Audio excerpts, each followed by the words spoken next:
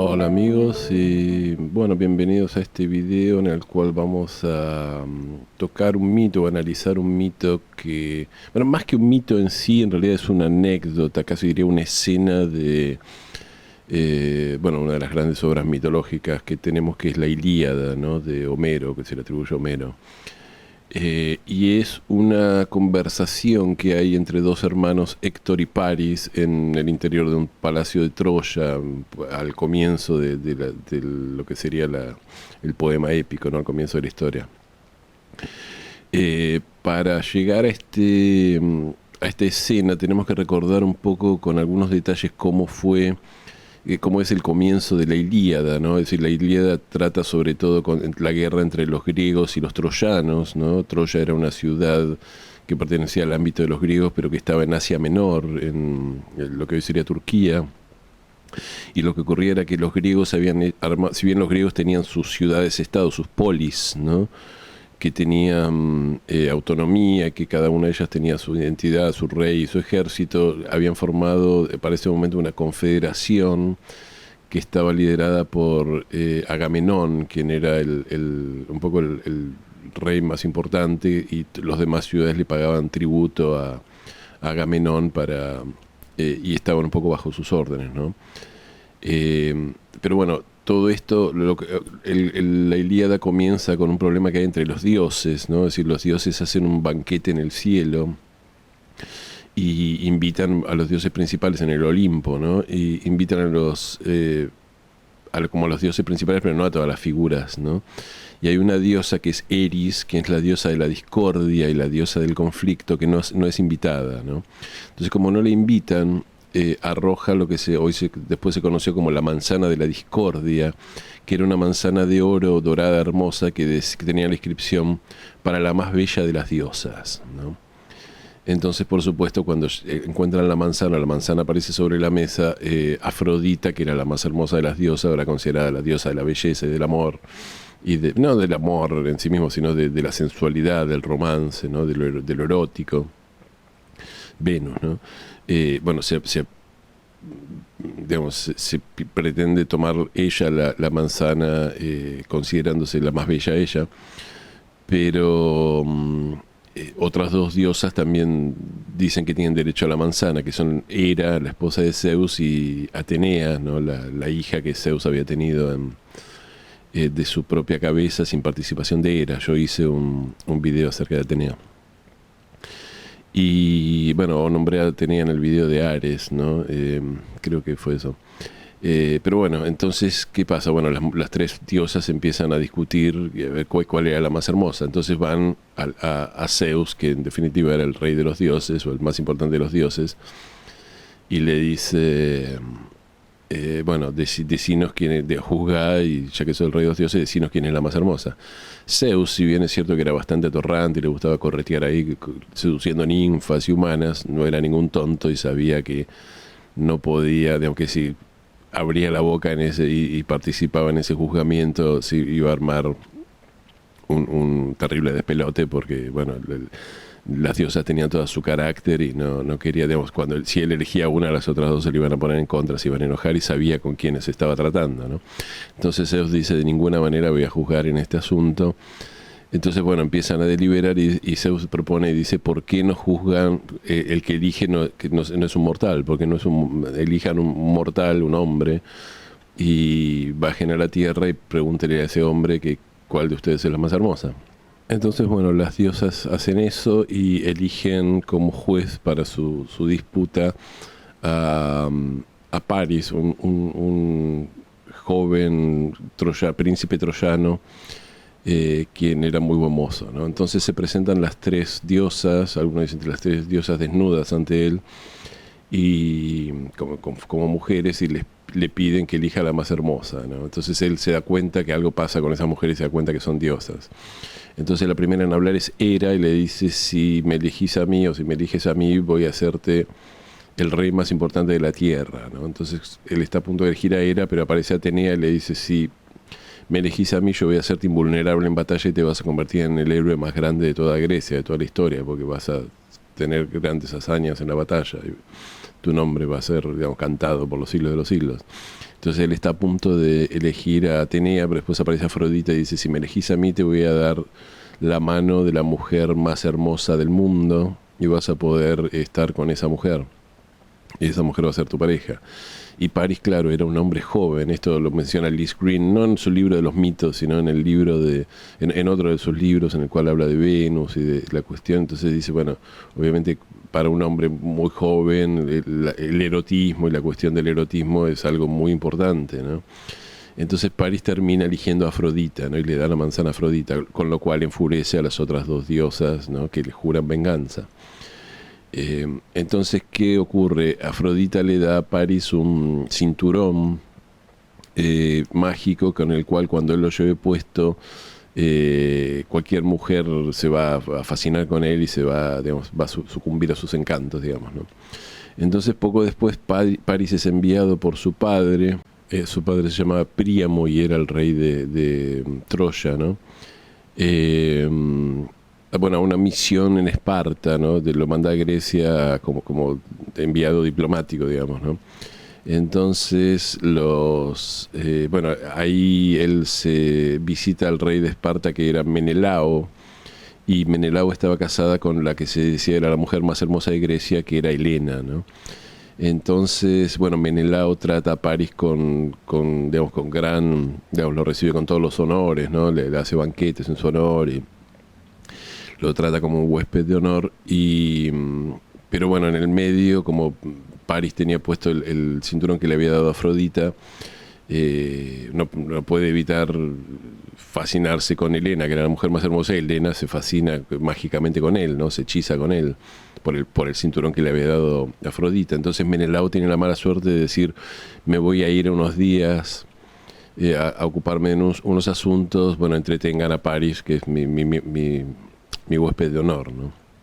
Que se va a quedar unos días más. Entonces, bueno, cuando Paris se va, se lleva a Helena, ¿no? Entonces, cuando Menelao llega, bueno, la esposa no está por ningún lado y le tienen que, finalmente, después de dar unas cuantas vueltas, le dicen, bueno, no, se escapó con Paris, que era el príncipe troyano, y se fue a Troya con él, ¿no? Menelao se enfurece y va a ver a su hermano, que era Agamenón, que era como el rey más poderoso de Grecia, y dice, no puede ser que los troyanos nos roben a nuestras mujeres, tenemos que ir a la guerra.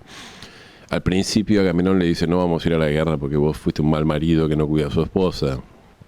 Mandaremos a lo sumo una misión diplomática que haga que los griegos, los troyanos paguen algún tributo, traigan de vuelta a Helena y el asunto queda zanjado.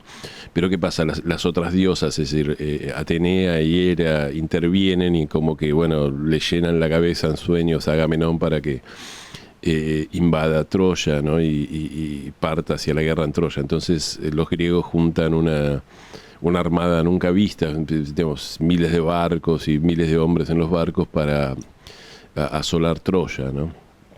Entonces esto nos lleva a la escena que quería contar yo entre Héctor y Paris, ¿no? Héctor era el hermano de Paris. Entonces cuando a Héctor le llegan las noticias de que están viajando una flota griega a destruir Troya, por el rapto de Helena, Héctor va confronta a su hermano en el palacio troyano y le dice, ¿qué estás haciendo? Estás, digamos, por enamorarte de una mujer y por encapricharte con una mujer y traerte una mujer que no era tuya.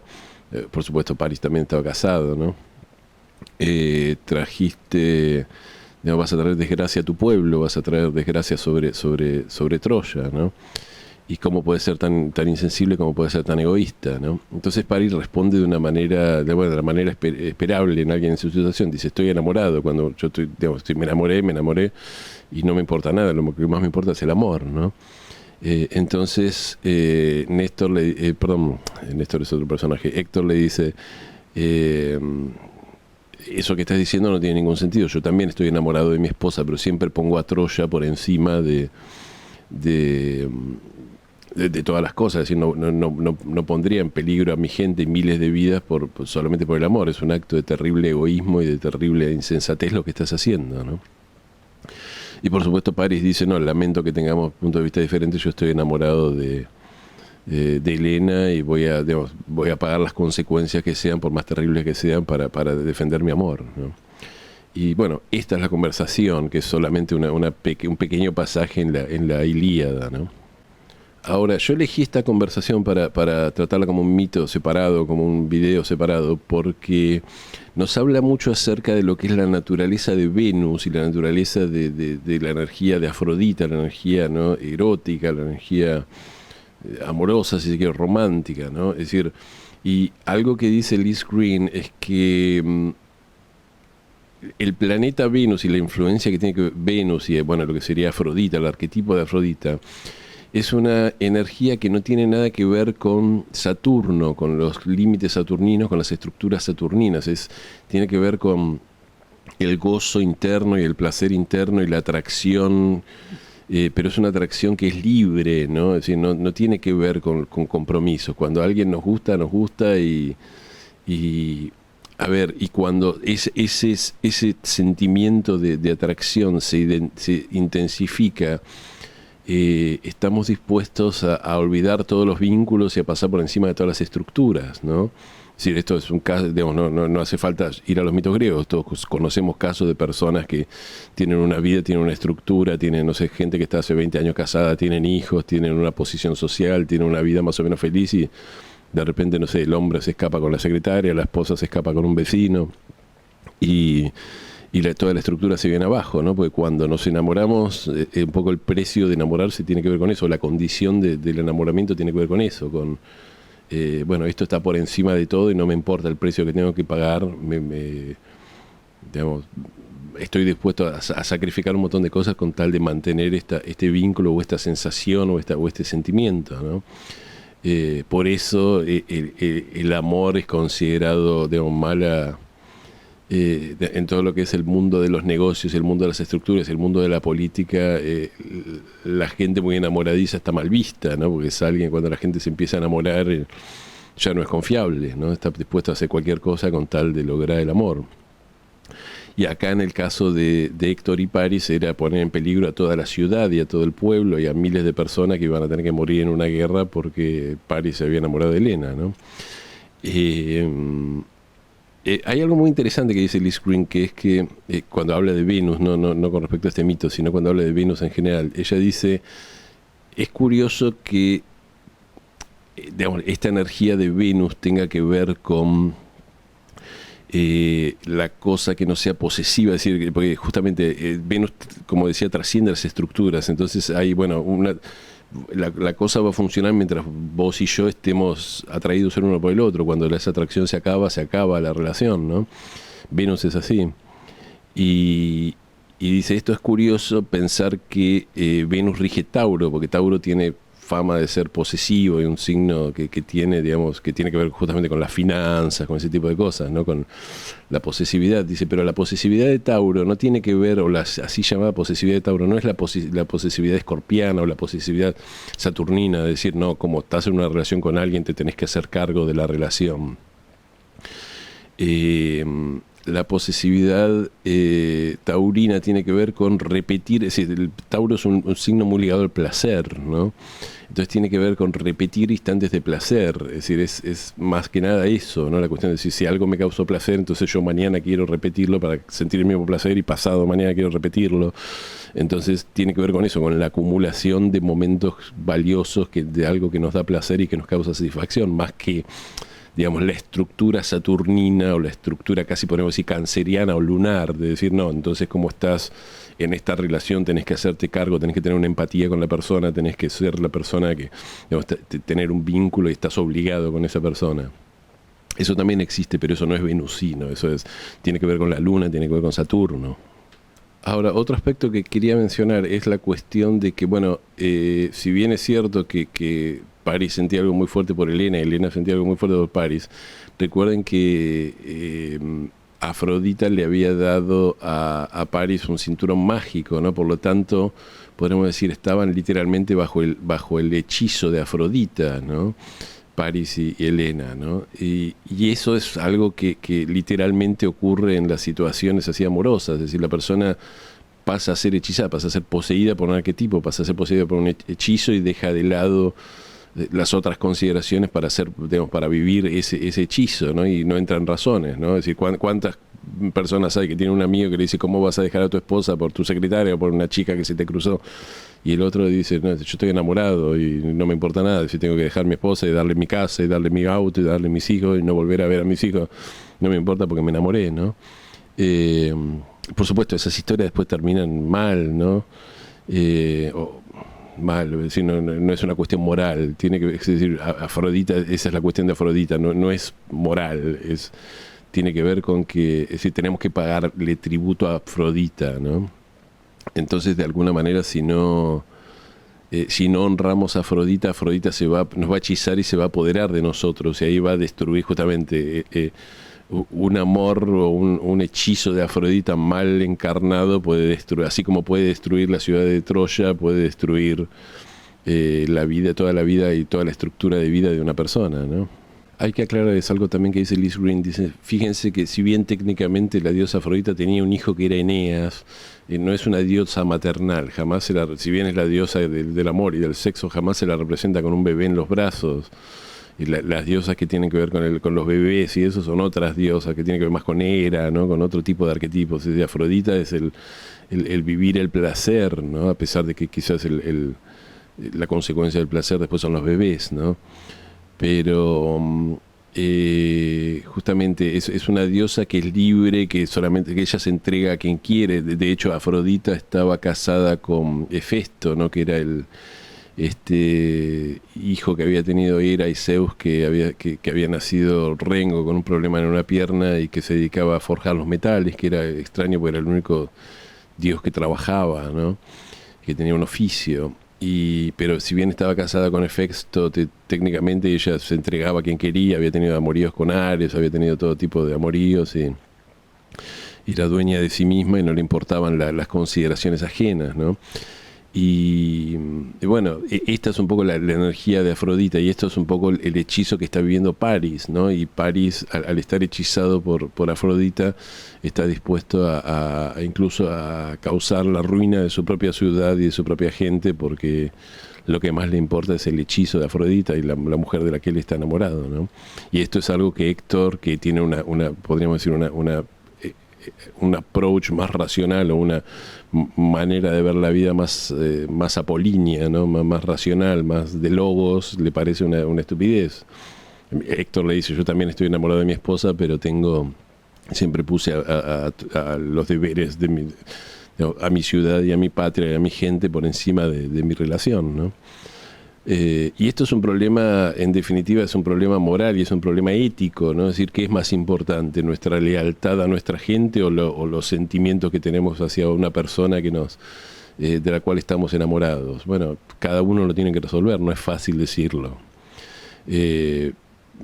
Por supuesto, hay que tener digamos, me parece egoísta a mí personalmente creer que nuestro romance está por encima de todo el mundo y que miles de personas tienen que morir para que yo tenga mi romance. Pero al mismo tiempo también puedo comprender al que dice, bueno, ¿de qué sirve tener una vida, una ciudad, la ciudad, la vida, la vida estructurada, la estructura y garantizada un poco la supervivencia si no vamos nunca a sentir las profundidades del amor y si nunca vamos a sentir esa sensación y nunca me voy a poder enamorar y nunca me voy a poder perder en esa sensación de hechizo, de enamoramiento, ¿no? Es decir, que ¿para qué quiero vivir si no voy a tener eso, ¿no? Y podría llegar a ser una posición válida, ¿no? Así que bueno, no quiero hacer un video súper largo, vamos a dejarlo acá, creo que se entendió. Y bueno, como siempre les agradezco haber llegado hasta acá, les pido que si les gustó este video me den un me gusta y que si les gusta mi contenido se suscriban a mi canal y toquen la campanita. Y bueno, nos vemos en el próximo video, muchísimas gracias.